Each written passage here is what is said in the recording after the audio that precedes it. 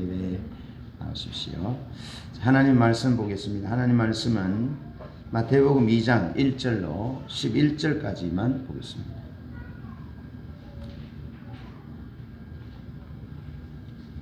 마태복음 2장 1절로 11절.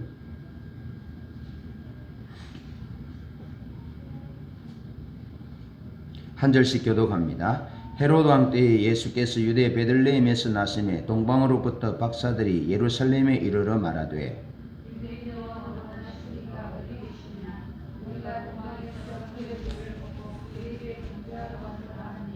헤롯 왕과 온 예루살렘이 듣고 소동한지라.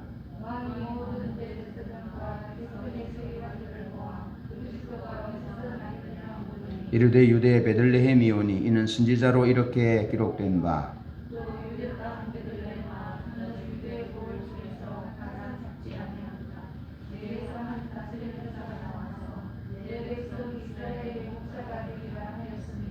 이에 헤롯이 가만히 박사들을 불러 별이 나타난 때를 자세히 묻고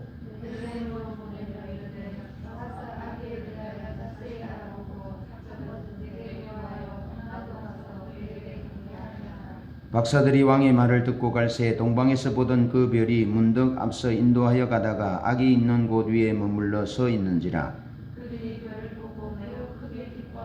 함께 봅니다. 집에 들어가 아기와 그의 어머니 마리아가 함께 있는 것을 보고 엎드려 아기께 경배하고 보배압을 열어 황금과 유향과 몰약을 예물로 드리니라.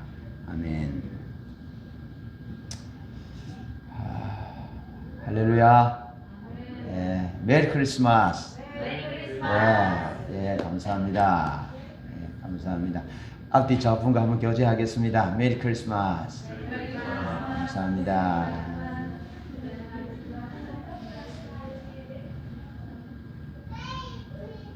우리 아이들까지 특히 성탄절에 또 우리 최영진 지혜 집사님 가정에 또 유아 세례를 베풀게 해주셔서 감사드립니다. 오늘은 동방박사들의 경배라는 주제로 말씀을 나눕니다. 동방박사들은 예수님을 왕으로 경배합니다. 왕으로 경배합니다. 마태복음 2장 1절로 2절에 보면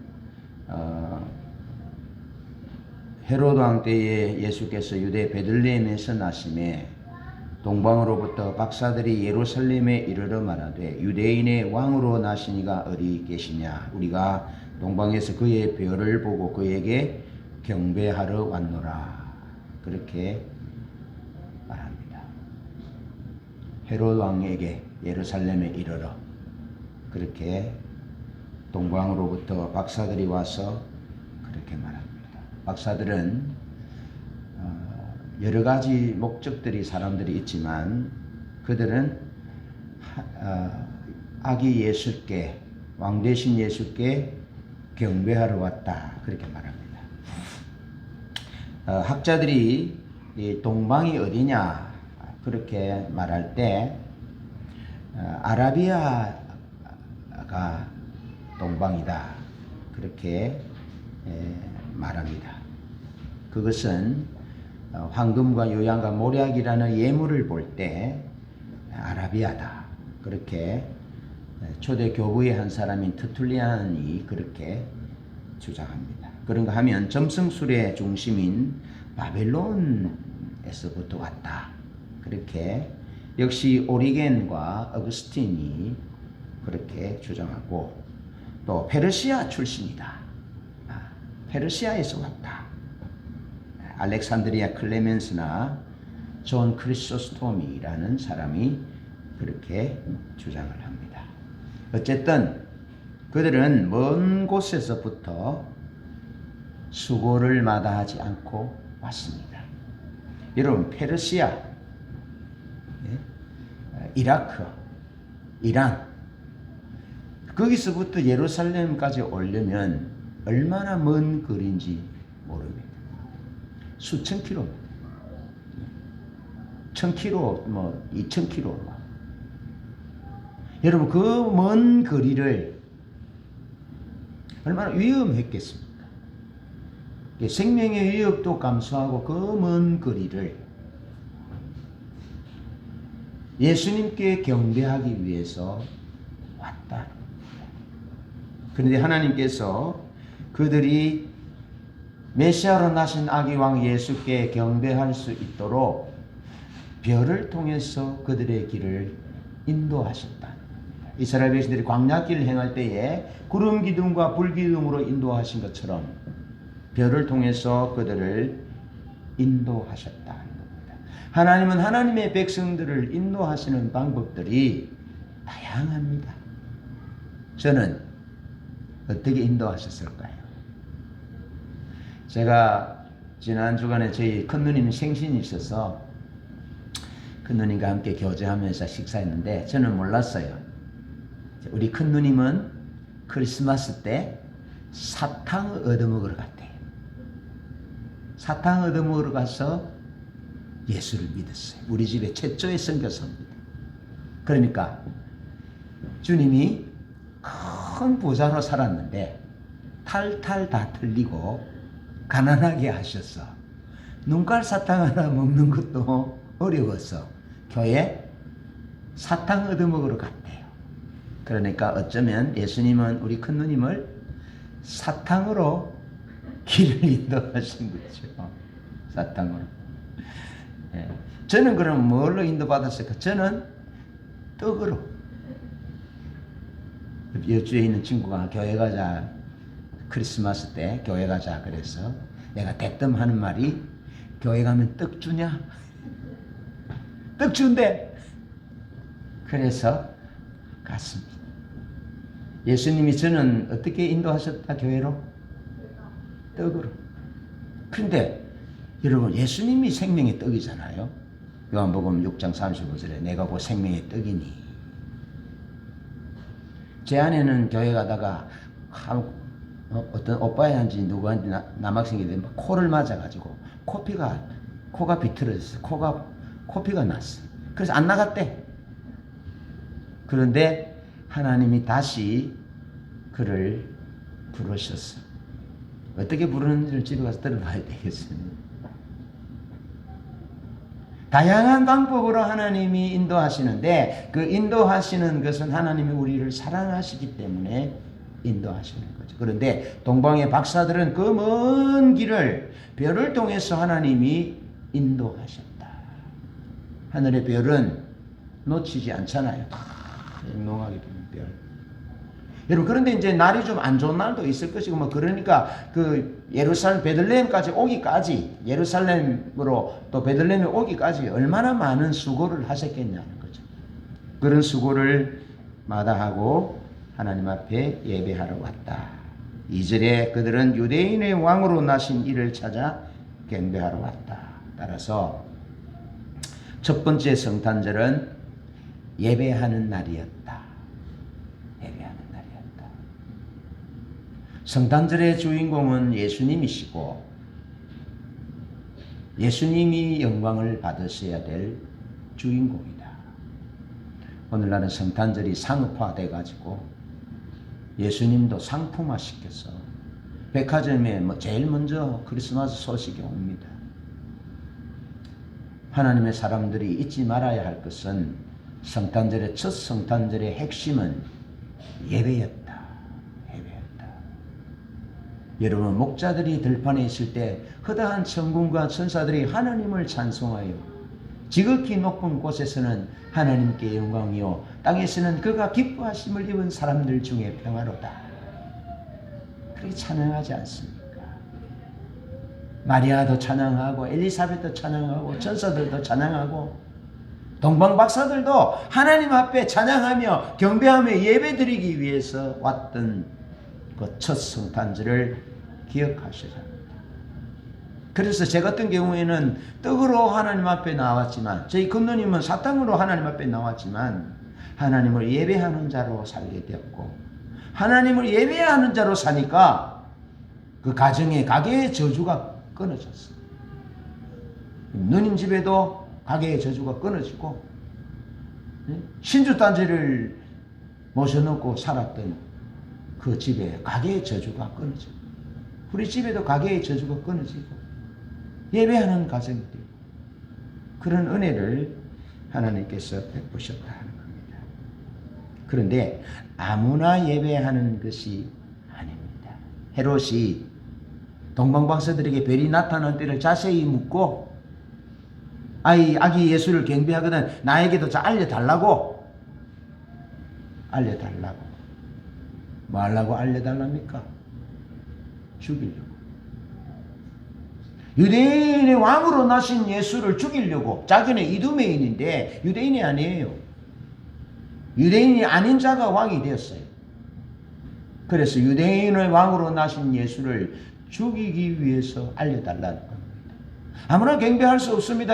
아무나 경배하지 않습니다. 헤롯은 예수를 죽이기 위해서 예수를 찾고자 했고, 또 여러분 바리새인과 서기관은 어떻게 예수님을 알려줍니까? 예수님을 믿고 성경을 공부하는 자들이었지만 그들은 예수님을 만나고자 하는 열망이 없었습니다. 지식적으로 하나님을 믿는 백성입니다. 하나님을 만날 생각은 하지 않는 거죠. 그래서 하나님의 말씀도 믿지 않는 거고 예수님도 하나님도 믿지 않고 사랑하지도 않는 그런 상태에 있었다는 거죠. 또 어떤 사람은 무엇을 얻고자 예수님을 찾을 수 있습니다. 하나님 복 주시면 기복적으로 하나님을 찾을 수 있습니다. 오늘날 많은 사람들이 하나님 앞에 나오고 예배하고 직분이 있어도 여러분 하나님 앞에 복 받기 위해서 나오는, 복 받기 위해서 어떤 신앙의 어떤 행위들을 하는 그런 부분들이 많습니다. 기복주의, 기복신앙. 그래서 하나님과의 친밀한 인격적인 교제는 없습니다.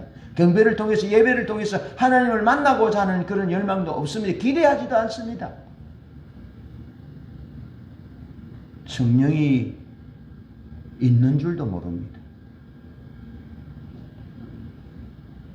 여러분 그렇지만 동방의 박사들은 예수님께 경배하기 위해서 왔다 하는 겁니다.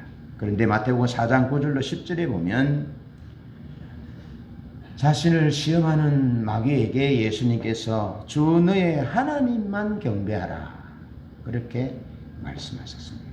하나님께만 경배하라 말씀합니다. 경배는 하나님께만 드리는 겁니다. 경배는 높은 지휘자나 군주에게 경의를 표하는 행위를 의미합니다. 그런데 하나님께만 드려야 될 그 경배를 높은 지휘자와 왕에게 군주에게 경의를 표해야 할 그 경배를 아기 예수께 드리기 위해서 동방으로부터 먼 길을 생명의 위협을 무릅쓰고 수많은 시간과 정성을 들여서 예배하기 위해서 왔다. 그러면서 그들이 하는 말은 유대인의 왕으로 나신 네가 어디 계시뇨? 유대인의 왕으로 나신 네가 어디 계시뇨? 예수님이 죽으실 때 예수님의 맹표에 뭐가 붙었습니까? 나사렛 예수 유대인의 왕이라. 할렐루야. 예수님은 우리의 왕이십니다. 그래서 초대교회 성도들은 예수를 왕으로 섬겼습니다. 구세주로 섬겼습니다. 그래서 그분의 주권하에 그분이 절대 주권자이시고 세상을 심판하실 왕이심을, 심판주이심을 고백하면서 그렇게 하나님 경외하고 그분의 말씀에 전적으로 순복하면서 예배하는 공동체로, 사랑을 나누는 실천하는 공동체로 그렇게 살았습니다. 오직 성탄절 이 아침 오직 주님께만 경배하는 그런 성탄절로 회복되시기를 주님의 이름으로 축복합니다. 두 번째로 동방박사들은 예수님께 보배합을 열어서 예물을 드렸습니다. 출애굽기 34장에 보면 하나님 앞에 예배할 때 빈손으로 나오지 말아야 한다라고 말합니다. 예물 없는 제사는 없습니다. 그런가 하면 신명기 16장 16절에 이스라엘의 3대 명절, 무교절과 칠절절과 초막절, 혹은 유월절과 오순절과 장막절, 이 3대 절기에 하나님 앞에 나올 때 예물 없이 나오지 말 것을 명령합니다. 빈손으로 나오지 말아라. 빈손으로 나오지 말아라. 반드시 하나님 앞에 나올 때 예물을 가지고 나와야 한다. 왜 그렇습니까? 하나님이 왕이시기 때문에. 하나님이 군주이시고 왕이시고 전능하신 분이시기 때문에 그 앞에 나갈 때 하나님이 베푸신 그 은혜들을 헤아리며 하나님의 하나님 되심을 인정하는 행위가 예물을 준비합니다. 예물을. 야곱이 요셉을 시몬이 잡혀서 베냐민을 보낼 때 야곱이 어떻게 합니까? 정성을 다한 예물, 가나안의 특산품을 준비해서 갑니다. 예물을 준비해서 갑니다. 하나님은 우리가 하나님 앞에 나올 때 어떠한 예물을 어떻게 드려야 할지를, 그래야 하나님을 만날 수 있음을 자세하게 가르쳐 줍니다. 얼마나 친절하신 하나님이신지 모릅니다. 여러분, 옛날에는 하나님을 모를 때 신을 만나기 위해서는 자기 딸을 바쳤습니다. 처녀를 바쳤습니다. 방법을 몰랐습니다. 몰래에게 자기 자식을 동으로 된 그 시상에 데워놓고 거기 아이를 바쳤습니다. 처녀를 바쳤습니다. 혹은 여러 가지 닭을 바치기도 하고 여러 가지 바치고. 어릴 때 참 떡을 먹기 위해서 교회 갔다 했죠. 정말 가난하고 먹을 것이 없어서 그때는 미국에서부터 뭐 원조 받아서 뭐 강냉이 죽 뭐 이런 거 먹었거든요. 그것도 기회에서 없었어요. 예, 없었어요. 60년대 초에 그랬잖아요. 전쟁 이후에. 먹을 것이 없어서 산으로 다니면서 뭐 찔레 꺾어 먹고 뭐 칡뿌리 빼먹고 딸기 따먹고 그랬는데, 가면 산 같은데 이제 그 무당들이 이제 뭐 굿하고 하는 그런 어떤 곳들이 있어요. 그런 곳들에 가서 보면 양초도 캐져 있고 거기에 뭐 음식들도 있고 그랬어요. 다양하게 하나님을 신을 만나기 위해서 다양한 방법이 있는데 얼마나 어려운지 모릅니다. 어떻게 신을 만나는지 모릅니다. 그래서 사람이 살아가면서 환난을 당하고 어려움을 당할 때 어떻게 할 바를 몰랐던 거죠. 예? 그래 부적의 힘을 의지해서 닭피를 가지고 쓴 부적의 힘을 의지하기도 하고 참 불안할 수밖에 없는 그런 삶을 살았습니다. 근데 하나님은 우리가 하나님 앞에 나오면 만나주겠다 말씀하세요. 만나주겠다. 반드시 만나주겠다. 그런데 나올 때 나를 만나기 위해서는 어떤 허물이 있을 때는 어떤 예물을 준비하고 어떤 부족이 있을 때는 또 어떤 예물을 준비하고 감사하는 마음이 있을 때는 이런 예물을 준비하고 헌신의 마음이 있을 때는 이런 예물을 준비하고 가난한 힘이 없으면 비둘기를 준비하고 집 비둘기를 준비하고 집 비둘기도 없어서 더 어려우면 그럼 산 비둘기를 준비하고 산비둘기조차도 잡을 여력이 안 되면 그냥 곡물 가루를 좀 가져오고 자세하게 말씀하시면서 내가 말한 이 방법대로 너희들이 예물을 구별하여 나에게 나오면 내가 만나주겠다 하신 거예요. 만나주겠다. 그런데 이 만나주는 것은 일회용이에요. 일회용이니까 부지 중에 뭐 또 사고를 당한다든지 뭐 어떻게 하면 천국 갈 수 없는 거예요. 죄가 있는 상태에서 허물이 있는 상태에서 어떤 사고로 뭐 죽는다든지 뭐 갑작스러운 죽음을 맞는다든지 자다가 어떤 심장마비로 뭐 목숨을 잃는다 하면 천국 못 가요. 지옥 가게 돼요. 그러니까 얼마나 불안합니까? 그래서 우리 이 인생의 연약함과 나약함과 또 죄성과 부족한 것, 불안한 것들을 내소하기 위해서 완벽하게 하나님이 제사의 방법으로 독생자 예수 그리스도를 우리에게 보내셨다는 겁니다. 할렐루야. 영원한 속죄를 단번에 드리게 하기 위해서, 그래서 예수 그리스도의 이름을 믿고 그분이 십자가에 죽으신 그 제사가 영원한 속죄의 제사임을 믿고 받아들이는 자는 영원히 구원받을 수 있는 그런 완벽한 제사의 방법을 위해서, 속죄의 방법을 위해서 하나님이 성탄절에 독생자 예수 그리스도를 보내셨다 이 말이죠. 할렐루야. 피 없이는 하나님의 죄사함이 없기 때문에 예수님이 사람의 모습으로 사람으로 오셔서 피를 가지고 오신 거죠. 그래서 십자가에 못 박히셔서 피 흘리고 죽으심으로 우리의 죄를 사하셨다는 거죠. 피 흘림이 없은 적 사함이 없다. 육체의 생명은 피에 있습니다. 피가 죄를 속한다라고 말씀하셨기 때문에 예수님은 반드시 사람으로 오셔야 됐던 것입니다. 사람으로 오셔야만 우리를 구원하실 수 있었던 거죠. 이런 주님이 우리를 구원하시기 위해서 오셨고, 우리가 이제 하나님 앞으로 나아갈 때 하나님을 만나는 방법이 예수님의 피를 걸었어. 새롭고 산 길, 예수님이 피 흘려서 하나님께로 가는 길을 열어주신 그 길을 걸었어.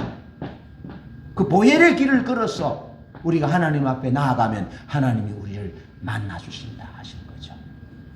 이런 은총인 거죠. 그래서 하나님 앞에 예배할 때는 빈손으로 나오지 말아라. 빈손으로 나오지 말아라. 물론 그 예물이 하나님 앞에 가는 자격이 있는 것은 아닙니다. 하나님이 우리에게 예수의 보혈로 죽으심으로 그를 믿는 믿음으로 하나님 앞에 나아갈 수 있도록 길을 여신 그 은혜에 감사했습니다. 우리를 하나님의 형상대로 창조하셔서 하나님과 교통하고 친밀한 교제를 누리고 영생을 누리게 해주신 그 은혜에 감사해서 하나님 앞에 나아갈 때 하나님이 또 새롭게 만나주시잖아요. 그러기 위해서, 만나기 위해서 하나님이 우리로 예물을 준비하여 나오라 라고 말합니다. 여러분, 예배하게 보면 우리가 하나님 앞에 나올 때 하나님 앞에 드리는 요소들이 많아요. 찬양을 드리고 기도를 드리고 감사를 드리고 사랑을 드리고 그러면서 또 예물을 드려요. 하나님께 올려드리는 거죠. 그럼 하나님이 그것을 받으시고 그 다음에 하나님 우리에게 내려주시는 거예요. 은혜를 내려주시는 거예요. 그런데 다 꼭 그런 것만 아니지만, 하나님의 은혜는 선물이기 때문에 꼭 그런 것만 아니지만 한번 보세요. 하나님 앞에 감사를 드리고 기도를 드리고 찬양을 드리고 예물을 드리고 사랑을 드리고 자꾸 드리면, 성경에도 성도들 기도는 향기로 하나님 앞에 올라간다 하잖아요. 구제와 봉사를 하면 하나님 나라에서 우리 세마포가 준비된다 하잖아요. 하나님이 그렇게 만드신다 하잖아요. 그런데 드리는 것이 없으면 내려오는 것이 없어요. The Cycle War로 보면은 이 물의 순환의 자연과학 개론에 보면 비가 쫙 내리잖아요. 그럼 비들은 주로 어디냐면 산 쪽에서 내려요. 산에 내리면 쫙 내려와 가지고 식물들을 하고는 바다로 들어가잖아요. 그럼 바다에 가면 바다에서 또 태양빛에 의해서 이렇게 수증기로 올라가요. 구름이 돼요. 그러면 이 구름이 또 쫙 가지고 가다가 산 같은 데 걸리면 또 쫙 내려요. 구름이 수증기를 받아들여가지고 바다에 쏟아버리면 만다 그 헌일인데 만다 그 일을 해요. 하나님 그렇게 천지를 창조하지 않으셨습니다. 바다에서 수증기를 딱 해서 올려서 비구름을 형성하면 이게 바람에 의해서 싹 가다가 산 같은 데 걸려요. 그럼 거기 내려요. 그럼 다시 꼭대기에서부터 물은 위에서부터 아래로 흐르니까 이렇게 쫙 내려오는 거죠. 올라가야 내려옵니다. 자연의 이치도, 영적인 이치도 마찬가지입니다. 하나님께 올라가야 하나님으로부터 내려옵니다. 그래서 쉬지 말고 기도하라. 그래 범사에 감사. 그래서 항상 기뻐하라. 그래서 하나님 앞에 예물을 나올 때 빈손으로 나오지 마라. 왜? 하나님이 금도 내 것이고 은도 다 하나님이 주인인데 왜 부족한 것이 없으신 주님께서 가져오라고 그럽니까? 빈손으로 나오지 말라 그럽니까? 그것은 하나님이 우리에게 내려주시기 위해서, 복을 주시기 위해서, 시적절하게 시후에 복을 주시기 위해서 하나님이 우리를 보이고 하나님께 드리라는 거죠. 아멘. 동방박사들이 왕 대신 예수님께 나올 때 빈손으로 나오지 않았습니다. 예물을 준비하여 경외하는 마음으로, 높으시면 높으신 분, 경외하면 경외할수록 정성을 다하여 값지게 예물을 드리는 거죠. 여러분 고린도후서 8장에 보면 고린도 교회의 바울 사도가 마게도냐 교회의 얘기를 하면서 그들은 힘을 다하여 예물을 드렸다. 그러면서 하나님의 은혜에 대한 감사로 기쁨으로 드렸다. 그렇게 고린도 교회에 편지를 쓰면서 마게도냐 교회를 자랑하고 있습니다. 이방 교회입니다. 예? 물론 유럽 즉 이방 교회지만 힘을 다하여 하나님 앞에 예물을 드렸다라고 말씀하면서 누가복음 12장 34절에 보면 너희 보물이 있는 곳에 너희 마음도 있다라고 말합니다. 마태복음 2장 11절에 동방박사들은 서기관들의 인도를 따라서 벨의 인도를 따라서 베들레헴에 도착했고 구유에 놓으신 아기 예수께 경배합니다. 엎드려 절하고 빈손으로 나오지 않고 황금을 준비하고 유향을 준비하고 모략을 예물로 준비해서 하나님께 드렸습니다. 황금은 예수님의 왕권을 상징하고 유향은 예수님의 제사장직을 상징하고 모략은 우리 구세주의 고난과 죽음을 상징합니다. 그래서 예수님이 왕으로 제사장으로 우리의 구세주로 죽으실 것에 대해서 오신 것에 대해서 감사하면서 예물을 드렸습니다.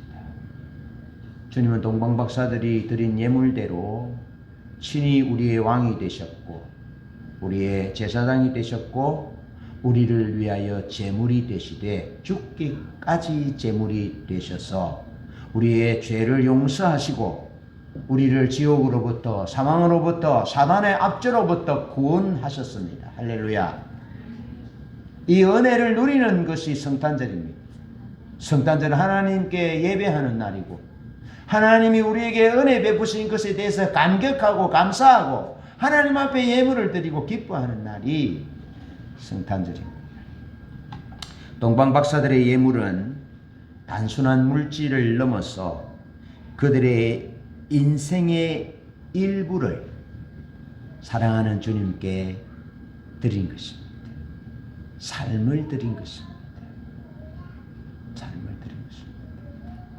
여러분, 성탄절 하면 여러분의 삶을 하나님께 드린 흔적들이 있나요? 여러분은 성탄절에 어떤 삶을 하나님 앞에 드렸습니까? 단순히 해마다 돌아오는 그런 성탄절입니까? 동방박사들은 이 성탄절에 첫 성탄절에 주님께 경배하기 위해서 그들의 자신의 일부를 드렸다. 그들의 자신의 일부를. 그들이 자신의 일부를 드렸다는 말은 한번 생각해 보세요. 수천 킬로의 거리를 오면서 강도를 만나지 않는다는 보장이 있습니까? 보험이 들어 있습니까? 경찰이 있습니까? 자기들을 보호해주는 보디가드가 있습니까? 없습니다. 목숨을 건 거예요. 목숨을. 여러분, 예수님이 이 땅에 오셔서 목숨을 걸고 오셔서 자기 생명을 주기 위해서 죽기 위해서 오신 것이 성탄절이거든요. 그렇다면 여러분은 성탄절에 무엇을 하나님 앞에 드려보았나요? 아니면 여러분의 인생의 일부를 어떻게 드려보았나요? 예를 들어서 성탄절 이브에 그 교회도 없는 곳에 복음을 전하고 예수 사랑들이 갔다가 코뼈가 부러졌다 했죠, 제가. 예를 들어 그런 흔적들. 내게 물질이 소중하지만 이 성탄절에 이 물질의 어떤 부분들을 깨뜨려서 옷값을 깨뜨려서 동방박사들이 황금과 유향과 모략을 깨뜨려서 주님에게 드렸던 것처럼 내 가난하고 병든 이웃에게 어떤 큰 흔적을 남기는 그런 인생의 일부를 드린 적이 있냐라는 거죠.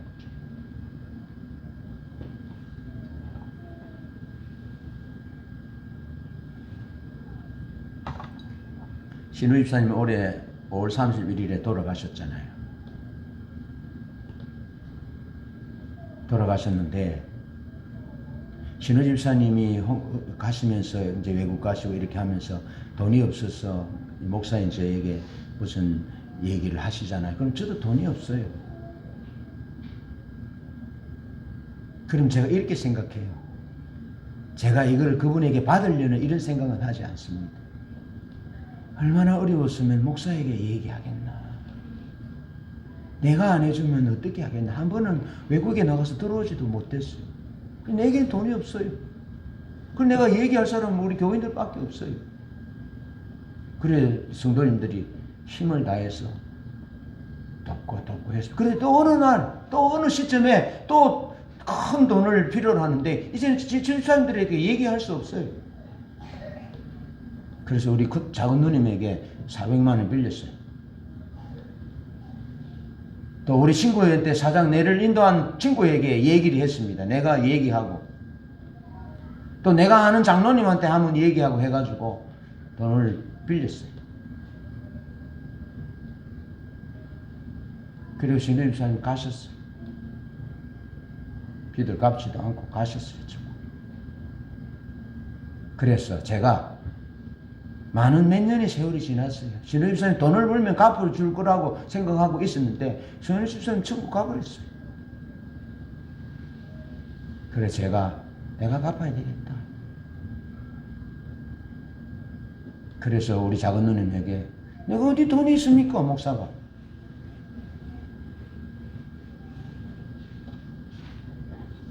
그래 어떻게 하나님이 좀 보내셔서 근로장려금 190몇만 원 받아서 200만 원 만들어서 우리 누님에게 보자고. 400만 원이지만 일단 200만 원이라도 갚아야 되겠대요. 만나자.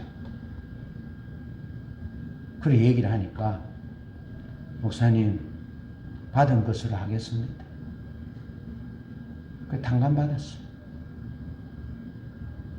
또 100만 원 빌린 장로님에게 가서 식사하고 밥 먹고 갚으려고 가져갔어요. 그랬더니 또 돌려줬습니다. 여러분 저는 제가 제 자랑을 하는 것이 아니라 우리가 우리 삶에 내가 아니면 오죽해서 목사에게 얘기했겠냐라는 거. 그것처럼 내가 아니면 안 된다. 그래서 내가 오죽했으면 그렇게 하겠냐. 그러면서 내가 힘을 다하여 정말 힘을 다하여 내 인생의 일부를 가슴 아픈 이웃을 위해서 드려본 흔적들이 있느냐라는 거죠. 여러분 교회는 그런 흔적들로 가득한 곳이 하나님의 교회입니다. 초대교회 보십시오. 초대교회를 보십시오. 그렇게 하나님 나라 확장되는 것입니다. 그렇게 사람들이 하나님의 사랑을 보는 것입니다.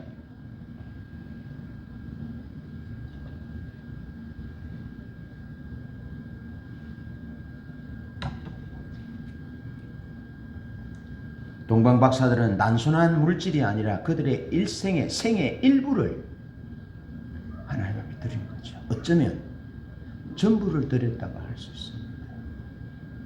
그렇게 예수님께 보배합을 열어 황금과 유향과 예물을 황금과 모략과 유향과 모략을 예물로 드린 것처럼 우리 남은 생에 그저 잘 먹고 잘 살려고 살지 마시고 우리 일생의 인생의 일부를 주님에게 드려야 되겠다. 여러분 어떤 사람들은 자기 전부를 들여서 선교사로 가고 그 남편이 원주민에게 목숨을 잃으면 아내가 또 가고 또 아이들이 가고 그렇게 하는 거죠. 동안교회 장로님과 교제하는데 둘째 아들이 캄보디아에 가서 선교사로 사역을 한대요. 태권도도 뭐 8단인가 그렇고 이 세상에서 우리나라에서 부족한 것이 없고 그러는데 여러분 캄보디아는 얼마나 열악합니까? 열악합니다. 그리고 돈이 없어서 한국에도 나오지도 못하고 그랬대. 그런데 그 아들이 뭐 될래?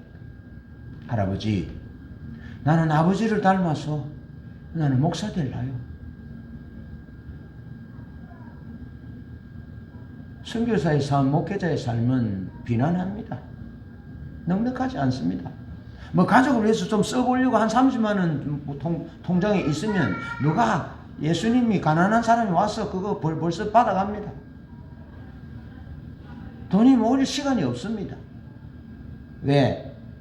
목사에게는 기도와 말씀과 주의 사랑이 필요하기 때문에 돈이 있으면 돈이 많이 있으면 돈을 의지하여 기도하지 않기 때문에 아마 그러는 것 같습니다. 그렇게 선교사는 한번 생각해 보십시오. 비난합니다. 애절합니다. 치료도 제대로 받을 수 없습니다. 뭐 원하는 거 마음대로 먹을 수도 없습니다. 그런데도 그 아들이 나는 아버지를 따라서 나는 목사가 되겠다고, 선교사가 되겠다고. 삶을 들이면 그 자녀와 그 환경이 달라집니다.